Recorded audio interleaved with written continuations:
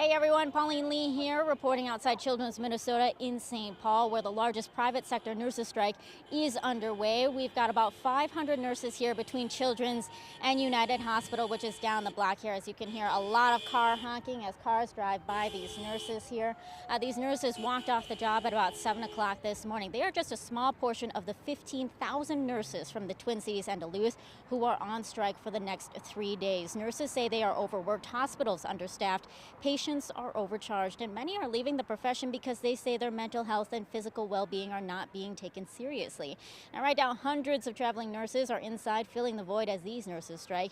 And nurses here say they would rather be inside taking care of the hospitals. They say they're more qualified. They've been in this community, some of them for decades. They know these hospital systems inside and out, and they know the best way to take care of these patients. So the decision to strike did not come lightly. We're talking about months of failed contract negotiations.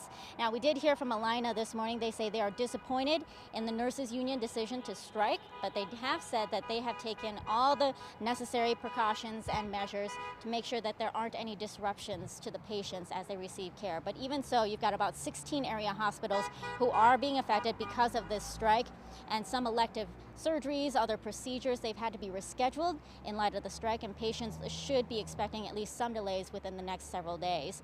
Now, the nurses here, as well as Alina negotiating staff, the last time they were at the table was on Friday. Now, they could, in theory, go back to the negotiating table anytime within the next 3 days during this strike, effectively ending this strike sooner rather than later. But as of right now, the Alina nurses here, the United Healthcare nurses here, say they have not heard from hospital staff on when they would like to go back to the negotiating table. So we'll keep you updated on other updates as we learn more. For now, reporting for WCCO, Pauleen Lee, WCCO 4 News.